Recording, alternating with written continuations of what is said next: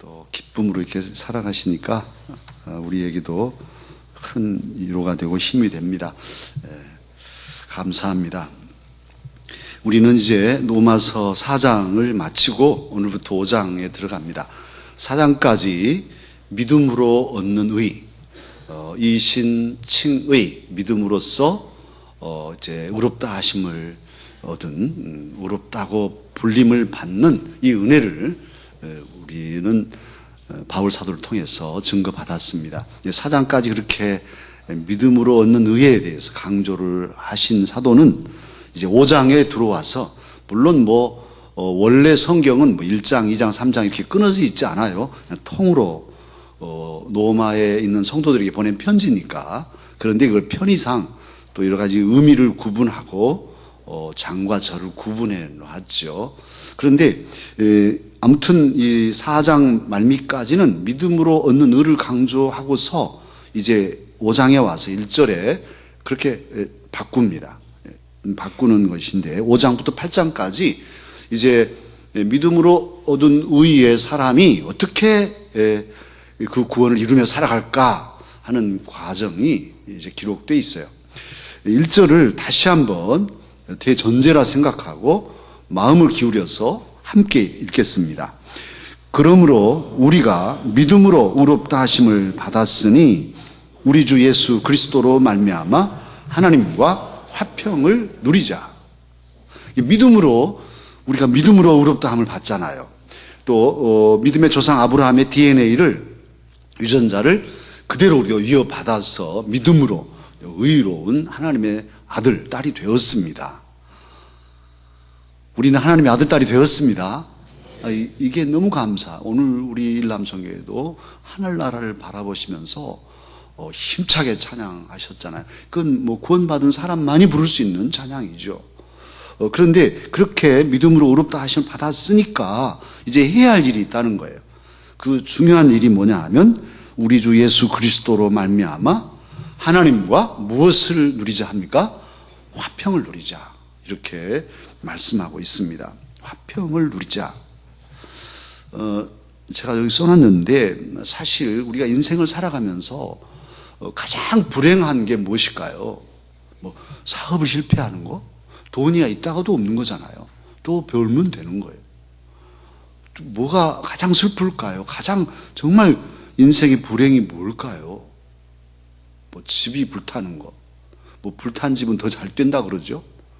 여러 가지 것들이 있고, 몸이 아픈 것, 입학 시험에 실패하는 것, 이번 학기말 시험 망친 것, 여러 가지가 있겠죠. 그런데 그런 것들은 다시 하면 돼요. 다시 하면. 그리고 아프고 괴롭지만 능히 이길 수 있어요. 그런데 정말 불행하고 정말 괴롭고 사람을 망가뜨릴 수 있는 건 관계의 파괴예요. 관계가.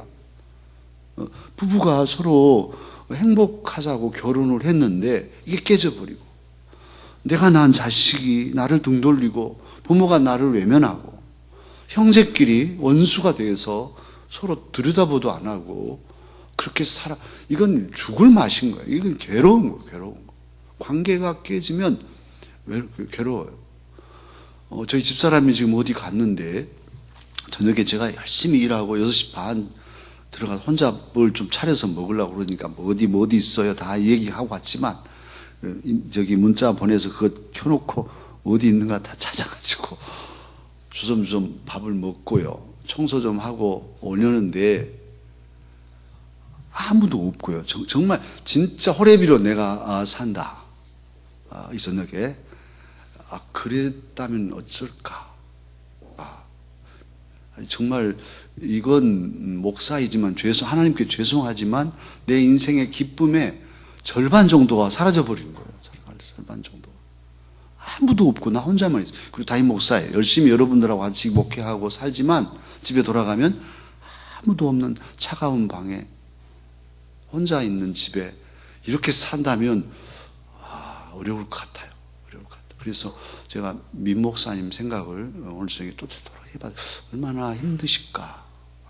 이렇게 문득 돌아가는데 아무도 없는 집에 혼자 또 들어갔을 때 자식들이 있지만 물론 다 자기들 길을 가고 남은 부부가 함께 살아가야 할 부부가 혼자 있을 때, 이건 정말 홀로 계신 분들 죄송합니다만 정말 그 마음 오늘 저기 좀 느껴봤네요. 근데 관계가 깨진다는 것은 불행한 거예요. 사람도. 그런데 진짜 더 불행한 것은 영적이죠. 홀로 있어도 하나님과의 관계가 깊으면 오히려 그 고독함이, 저는 오늘 잠깐이지만 이제 전 만약 그렇게 된다면, 또 오래 된다면 이제 뭔가 돌파구를 열겠죠. 기도하는 시간, 음악을 듣고 글을 쓰고 책을 보고 이러면서 뭔가 하나님과 더 깊은 관계로 나아가면서 사람이 주지 못하는 그 기쁨을 또 맛보게 되겠죠. 그런데 이제 익숙해져 있는 것에서 단절되니까 상당히 아픔이겠다는 추정을 했습니다만, 진짜로 우리 인생에 고통과 괴로움을 주는 것은 하나님 아버지와의 관계 단절입니다. 마치 이 태양에서 위성이 멀어지면 이제 완전히 미아가 되는 것처럼 하나님께 가까이 있어야 사는 건데, 떨어져 나가면, 관계가 깨지면 하나님이 창조하신 우리이기 때문에 정말 그 삶은 방황할 수밖에 없고 절망과 좌절 속에 삶을 살아가게 되는 거죠. 그래서 오늘 바울 사도를 통해 주님께서는 너희들이 믿음으로 의롭다함을 얻었다면 하나님 아버지와 무엇하라? 화평하라는 거예요. 화평을 누리라. 그렇게 말씀하고 있습니다. 오늘 제가 써놨는데, 이 화평은 감정적인 그것이 아니고 또는 주관적인 그런 것이 아니라 객관적이고 또 감정을 넘어선 그런 신분이라 이렇게 표현했는데, 하나님과 화평을 누릴 수 있는 그 자격, 하나님과 화목하게 된 것은 우리가 뭘 잘해서가 아니잖아요. 이건 믿음으로 의롭다함을 얻었다면 이미 하나님과 화목할 자격을 얻은 거예요. 화평하게 되었어요. 근데 이제 누리기만 하면 되는 거예요. 그런데 아닌데요. 저는요, 한참 멀었어요. 죄가 많아서요. 저 같은 놈은 하나님 앞에 기도도 못할 사람입니다. 이러고 있네. 아니, 다 용서받고 이제 괜찮아 하고 하나님 부르셔도 오지도 않고 맨날 밖에서 놀면서 나는 못된 놈이야, 이왕 베린 놈이야 이러고 있다면 얼마나 어리석었습니까? 그러니까 오늘 말씀이 그거예요. 그래서 믿음으로 의롭다함을 얻었다면 하나님과 화평을 누려라. 이제는 자격자가 됐다. 첫 번째 것이 그거예요. 오늘 이 저녁에 다른 건 다 잊어버려도 오늘 1절 말씀 꼭 기억하고 내 마음이 어두워지고 하나님께로부터 멀어지고, 오늘 이 심야 기도에도 오늘도 사실은 더 많은 식구들이 나와서 함께 찬양하고 기도하면 얼마나 좋아요. 그런데 멀어져 있어요. 멀어져. 그런데 한 번 멀어지고 두 번 멀어지고 점점 멀어지면 자유로울 것 같지만 세상살이에서 힘을 못 받아요. 세상에서 어디서 참된 위로를 얻을 수 있겠어요? 주님 아니면 참된 위로를 얻을 길이 없죠. 그래서 주님 안으로 힘드니까, 아니 어려우니까 더 기도하고 더 찬양하고 더 말씀을 품고 하나님과 만나는, 하나님과 교제하는 이 시간들을 우리가 소홀히 해서는 안 된단 말이죠. 오늘 이 1절 말씀을 다시 한번 오늘 저와 여러분에게 주시는 하나님의 음성으로 믿고 읽으십시다. 다 같이 읽겠습니다. 그러므로 우리가 믿음으로 의롭다 하심을 받았으니 우리 주 예수 그리스도로 말미암아 하나님과 화평을 누리자. 아멘입니까? 이제는 예수 그리스도 안에서 우리가 의롭다함을 받았어요. 부족하고 연약하지만, 오늘도 실수가 많지만 하나님 아버지, 오늘도 기도하고 찬양하고, 아까 우리 김혁재 집사님 예수님 주님을 만나고 가자고 그랬는데, 만남이란 게 기도로, 찬양으로, 말씀으로 보이지 않는 하나님을 만나는 것은 그럴 수밖에 없어요. 그 이상은 없어요. 내 감정에 어떤 막 뜨거움이 있건 없건 그게 아니라 주의 말씀이 내 마음에 품어지고, 그래서 내가 입을 열어 하나님께 찬양하고 기도하면 내 영은 주님 안에 있는 것이죠. 주의 임재 속에 있는 것이죠. 그러한 화평을 누리라고 말씀합니다. 두 번째는 오늘 2절인데 2절을 다 같이 함께 읽으십시다. 또한 그로 말미암아 우리가 믿음으로 서 있는 이 은혜에 들어감을 얻었으며 하나님의 영광을 바라고 즐거워하느니라. 그래서 은혜에 들어감을 얻었다. 믿음으로 은혜 안에 들어가서 서 있다. 은혜를 무슨 공간처럼 표현하고 있어요. 성전 그러면 더 좋겠죠? 은혜의 성전.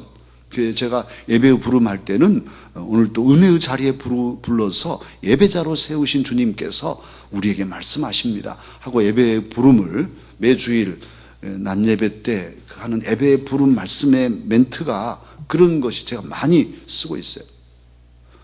예배의 자리, 은혜의 자리에 부르신 하나님. 우리는 그 자리를 믿음으로 이제 의롭다함을 얻었기에 나와 있고 이 자리에서도 기도하고 찬양하고 할렐루야하고 하나님의 말씀을 받습니다. 이런 이 자리에 늘 있어서 하나님 앞에 나아가는 이 태도, 이 자세가 우리에게 필요한 것이죠. 믿음으로 구원을 받은 우리는 그렇게 살아가야 되고 또 하나님의 영광을 바라고 즐거워한다 그랬는데 우리에게는 하나님께서 주실 영광이 있어요. 하나님의 나라. 정말 우리 일남성교회 오늘 말씀하고도 딱 맞았는데요. 할렐루야 찬양하세. 내 모든 죄에 사함받고 구세주야 동행하니 그 어디나 하늘나라. 하나님의 나라를 바라보는 하나님 나라의 영광을 늘 기리는 이 마음은 믿음의 사람만이 가지는 복이죠. 참으로 힘들고 어려울수록 하나님의 영광을 바라보고 또 구체적으로 우리의 삶에 주실 여러 가지 은혜들을 확신하고 믿음 가지고 가십시다. 오늘 그러라는 말씀이에요. 지금은 비록 영광스럽지 못하고 지금 내 삶의 자리나 우리 가정이나 또 혹은 우리 교회에도 뭐 그렇게 화려하지 않고 뭐 여러 가지 부족함이 많다 할지라도 이 지금 현실이 문제가 아니라 영광을 바라보고 앞으로 5년 후 10년 후 우리 다음 때에 참으로 100년 후에 우리에게 주실 놀라운 영광스러운 일들을 우리가 확신하면서 믿음을 가지고 그걸 바라보면서 즐거워하며 가자는 말씀입니다. 오늘 그렇게 말씀하고 있어요. 특별히 이 즐거워한다는 이 단어의 원어적인 의미는 자랑스럽게 여기는, 자랑하는 그런 의미가 들어있어요. 지금은 집 한 칸도 제대로 없지만 하늘나라에 황금집이 있음을 영광스럽게 바라보면서 당당하게 살아가는 이 자세, 이게 바로 믿음으로 의롭다함을 얻은 저와 여러분의 삶의 태도입니다. 이 믿음 가지고 담대하게 나아가십시다. 세 번째는 또 중요한 말씀인데요. 3절에 보면 다만 이뿐 아니라 우리가 환난 중에도 무엇 하나니? 즐거워하나니 그렇게 말씀하고 있어요. 참으로 놀랍습니다. 우리 그리스도인들은 애당초부터 예수님께서 십자가에 달려서 환난을 당하시고 죽임까지 당하셨는데요. 그 주님을 믿는 우리들은 십자가가 이건 그 상식이에요. 그냥 어쨌든 있게 돼 있어요. 십자가가 없는 게 이상한 거죠. 고난과 환난이 늘 있게 돼 있어요. 그런데 중요한 것은 그 환난 때문에 우리가 좌절하고 절망하고 물러서고 주저앉아 멸망하는 게 아니라 환난을 당할수록 믿음의 사람들은 더 강해지고 더 신실해지고 더 굳건해진다는 말씀입니다. 환난은 인내를, 인내는 연단을, 연단은 소망을 이룬다고 말하고 있어요. 이 소망은 그냥 헛된 소망이 아니라 믿음이 꽉 차 있는, 믿음이 뒷받침되어 있는 이 소망을 가지는 거죠. 환난을 통해서 우리 그리스도인들은 더 강한 하나님의 사람이 되고 우리의 신앙이 다듬질되죠. 욥과 같이 그렇게 돼요. 믿음의 사람에게 고난과 환난은 철을 벼르는 망치로 막 무쇠를 두드리면 강철이 되듯이 또 이걸 담금질해서 불에 넣었다가 물에 넣었다 해서 아주 강한 그런 쇠를 만드는 것처럼 고난은 하나님의 사람들을 망가뜨리지 않고 오히려 강한 신앙의 용사를 만듭니다. 하나님께서 오늘 그런 삶을 살라고 우리에게 이 말씀 로마서 5장을 우리에게 제시하고 있습니다. 그러면 이렇게 하나님과 화평을 누리고 또 은혜의 자리에 서서 영광스러운 미래를 소망하면서 환난도 견디고 이기며 살아가는 이 삶은 어떻게 무슨 힘으로 이렇게 살아갈 수 있는가요? 그렇게 살아갈 이유와 근거, 또 살아갈 힘의 근거 다 같은 말인데 그 근거를 우리는 찾아보아야 하겠습니다. 그 하나가 바로 5절에 나와 있는 말씀입니다. 5절을 다 같이 읽으십시다. 소망이 우리를 부끄럽게 하지 아니함은 우리에게 주신 성령으로 말미암아 하나님의 사랑이 우리 마음에 부은 바 됨이니. 성령께서 우리 마음에 하나님의 사랑을 이렇게 부어주신대요. 우리의 마음이 그릇이라면 성령께서 이 밤에도 우리 마음에 사랑을, 하나님의 사랑을 부어주고 계셔요. 귀 기울이고 마음을 열면 우리 마음이 하나님께서 성령으로 부어주신 사랑으로 채워짐을 느끼죠. 성령의 은혜는 느낄 수 있잖아요. 볼 수는 없지만 마치 바람이 불어가는데 보이지는 않아도 바람이 가는 흔적을 볼 수 있듯이 느낄 수 있어요. 성령은 이 밤에도 느낄 수 있잖아요. 뭐 뜨겁게 찬양하고 또는 고요히 찬양하고 방법이야 다양하지만 뭐 어떤 방법이든지 또 어떤 상황이든지 간에 우리가 마음을 집중하면 성령께서 내 마음을 터치해 주시고 사랑으로, 하나님의 사랑으로 부어주시는 그 은혜를 느낄 수 있어요. 그걸 다 저와 여러분이 이 밤에도 느끼고 가야 합니다. 기도 속에서, 찬양 속에서, 말씀 속에서 우리 마음을 어루만지시는 성령의 사랑의 역사를 우리는 경험하고 가야 돼요. 하나님께서 역사하시니까요. 오늘 그 사랑이 우리로 하여금 힘있게 하고 하나님과 화평하게 하며 환난도 견디고 이길 수 있는 그런 힘을 공급해 주는 것이죠. 뿐만 아니라 6절, 7절, 8절, 6절, 8절, 10절인데요. 가끔씩 성찬식 때 제가 멘트하는 그런 구절이기도 합니다. 우리가 연약할 때 정말 그냥 눈물이 핑 돌아요. 우리가 너무너무 연약해서 아까 우린 연약합니다. 뭐 찬양했죠. 다 연약하잖아. 여기 누가 강한 사람이 있어요? 뭐 힘이 있다고요? 감기만 걸려도 밥 한 술도 못 먹고 비실비실 약 못 먹으면 약 안 먹으면 생활할 수 없을 정도로 쓰러지는 게 우리 인생이에요. 우리 약한 존재죠. 근데 우리가 약할 때 정말 죄에 매여서 허덕이면서 연약하게 살아갔는데 그때 주님은 이미 우리를 아시고 우리가 연약할 때에 6절 뭐라 합니까? 우리가 아직 연약할 때 기약대로 그리스도께서 경건하지 않은 자를 위하여 어찌하셨다? 죽으셨다. 주님, 제가 연약할 때 저를 위해 죽으셨군요. 그뿐입니까? 8절, 우리가 아직 무엇이었을 때? 죄인 되었을 때 그리스도께서 우리를 위하여 죽으심으로 하나님께서 우리에 대한 자기의 사랑을 확증하셨느니라.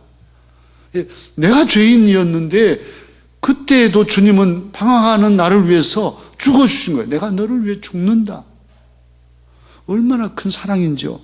그뿐입니까? 10절, 우리가 원수 되었을 때 하나님 막 대적하고 예수 믿는 사람들 핍박하고 욕하고 하늘 막 향해 주먹질하고 이런 못된 삶들을 살았지만 그럼에도 불구하고 주님은 우리를 사랑하시고 아들 예수 그리스도를 내어주시고 또 아들이신 예수님은 당신의 몸을 깨뜨려서 우리를 구원해 주셨습니다. 그건 놀라운 사랑인 거예요.